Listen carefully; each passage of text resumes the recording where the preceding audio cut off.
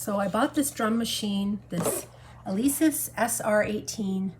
I made this video for people who want to create beats mainly, not just use this as a jam along with it kind of thing. I'm going to just show you how to create drum beats and create your own drum set, and obviously create patterns. The thing you need to do is create your drum set. So we can explore some of the drum sets that it has.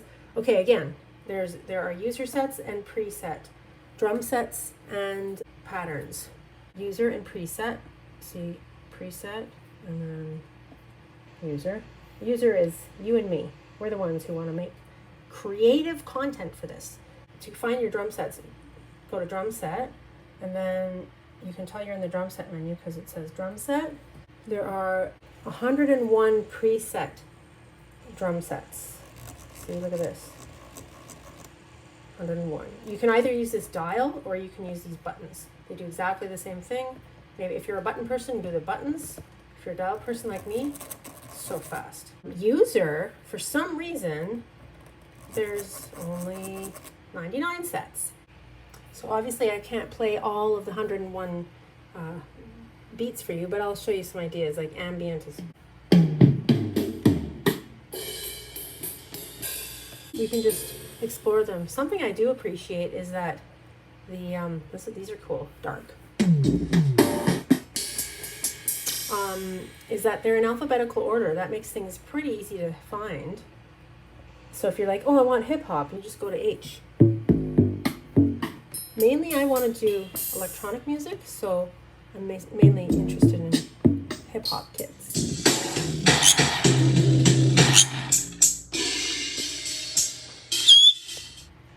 Rock, there's so many rock. Studio, techno.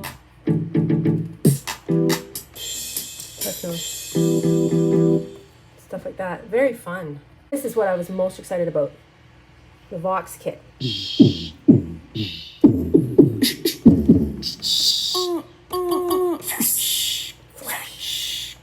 Okay, say 024 is empty. So let me go back to presets. Say I want to put hip hop 1 into 024. So save. No, I don't want it in 27. I want it in 24. Okay, so you see that? I rolled the dial back to 24. And now it's hard while I'm filming, but you hit record, which is also your enter button. Whenever that red button, that red light is flashing, that means it wants you to change something. Okay, there you go. So now, we're still in presets because that's where we recorded from, or we copied it from. So let's go to user and let's see if it's there. Yep, 24, there it is. But say I don't like this bell. I don't want that. I want a clap. There's no clap in here. So we're in the drum set. Sorry, yeah, drum set. You can see it says drum set there. That's how you know you're in the drum set menu. Then you've got these pages. Page 1 is just your title. Page 2 is your overall volume of that drum set. Page 3 is the most important page to be on because that tells you the name of each pad. What's assigned to each pad? You can hear that's a bell. Another bell. Triangle. Tom. So there's your kick. Stick. Rim shot. Nice. That one too. Hi-hat sounds. But I went through them all, took a bit of time, and then I just wrote down, some good drums. Kick drums that I liked, and wrote down the corresponding code to each. Okay, so say for example, I liked some of the clap sounds. There's a bunch of clap sounds I wrote down. I liked 423. But say I wanted to get rid of this and I wanted to put in a clap, 423 clap. You can you can use the dials to take yourself all through all the sounds up to 423. There it is, clap 1. Or let's say you're wherever you are, you can go 4, 2, 3. It'll take you right to it. And so now, that's now assigned to that. And as soon as you make a change, it'll say drum set edited. Then you can I usually like to scroll back down because that takes you to your first screen. If you leave it on 3, then next time you go into it, you'll be on page 3 already, and it's really confusing. This is another important thing, your pad volume for that individual pad. So if you go all the way up to 99, it's as loud as it can be. And then say if you don't want it so loud, you can go lower. There's other things you can tune and fiddle around with. This is if you want to rename your kit, which I have done in certain times. And you can repeat that process for every single sound. You can just go to something like I've blanked this one out. You can go into your drum set, go to page 3, see what all your things are, and as you go, you're like, oh, I want something different for that. I want something different for that. I want something different for that. Anyway, when you're done and you're happy with that, and you save with the return as you want it.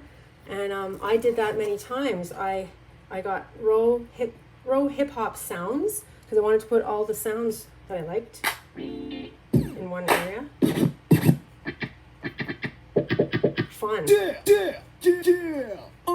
Okay, so that's how you create your own drum set.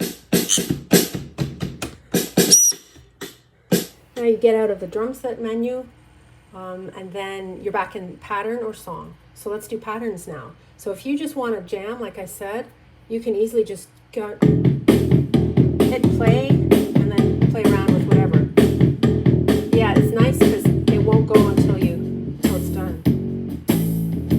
It's so typical. You want it faster? You go. Or you can hold it down and do your tempo, etc. So it's easy enough to play sets. If you're anything like me, you're going to want to do your own. So I created just a couple. Don't laugh. I know this is very simple.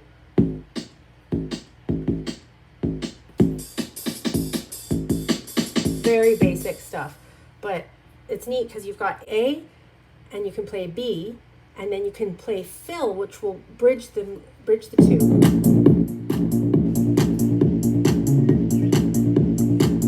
Next pattern playing. Now watch when I hit fill. See, now it switched to A. The next pattern it will play is B. B. Here we go. But I haven't been able to successfully record a film, so I guess that's more of a finesse thing that I'd have to do. So much like the drum sets, there are 99 presets for the patterns, polka, and then for the user there are also 99. So for some reason, I was able to erase some of them and create just empty patterns, and some of them I just could not erase. Like, I don't know why. I did the same thing on everything. This is so boring. Oh. Anyway, so 99. But unfortunately, unlike the drum sets, these are not in alphabetical order. You can't edit these. You can, well, if you edit them, they won't. You can't save it, any changes. So go to a user, and then, well, you have to go to one that you want to erase over because I can't seem to get them empty. You have to hit erase. Okay, here we go. Erase and then enter. And then fill, erase the fill as well. Then you have to go to B. Erase, enter, erase, fill erased. Okay, so you should have an empty pattern now. See, you play it, nothing happens. And then stop, play it, nothing happens. So that should be empty. Right, and then your drum set. What drum set do you want? Let's say hip hop 3. We'll do something really boring so you can just see how it goes. Now you have to go to your recording setup. This is the ridiculous thing. This is one of my main complaints with this computer. Look how they categorize quantize. It's ridiculous. So you want to change the value for that. You're like, I'm using my wheel. It's a quarter note, oh, and then a 3, and then a eighth note, one with a 3, like, that's so not intuitive. Here's what the instruction manual has to say about that. There we go. Is that helpful?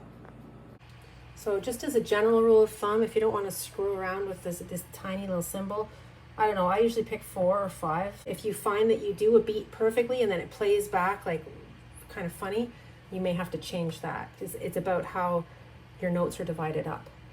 So yeah, scroll up with your page up. Gate, I always leave. Most of these I leave as they are, click volume. It doesn't hurt to have the click volume high. I haven't gotten the hang of the velocity, but that's about how hard you have to hit it.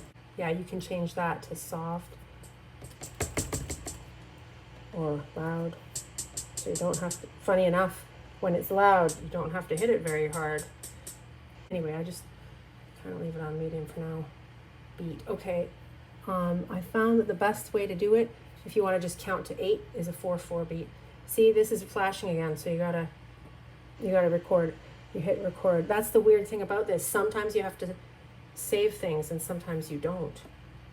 Note value, I just leave it at 4, and pattern length, I usually leave it at 4. That's so it's like 1, 2, 3, 4, 5, 6, 7, 8. 1, 2, 3. That's what I found it goes. But if you just want 1, 2, 3, 4, 1, 2, 3, 4, then set it to 2, which isn't very intuitive. There's probably some math formula that you can use to figure that out. Offset I haven't used. Name, yeah, you can name things. Just, you know, how did I do it? Row name. I'll just call it that, whatever. Yeah, so then get yourself out of that recording setup and you can start recording. Let's say you want your something like that. So if you want to just practice, you can hit record. There's your beat. Here we go. When you're ready to record, just hit play. Hang on. Then you'll see that it's moving. 1, 2, 3, 4, 5, 6, 7, 8.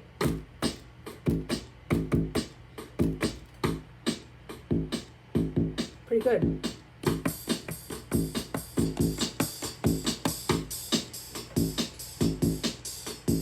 Etc. So you can hit stop, and then now you can hear it without the click. Not too bad. And if you're not happy with that drum kit, you can switch it up. Oh, I want to go to my own sets.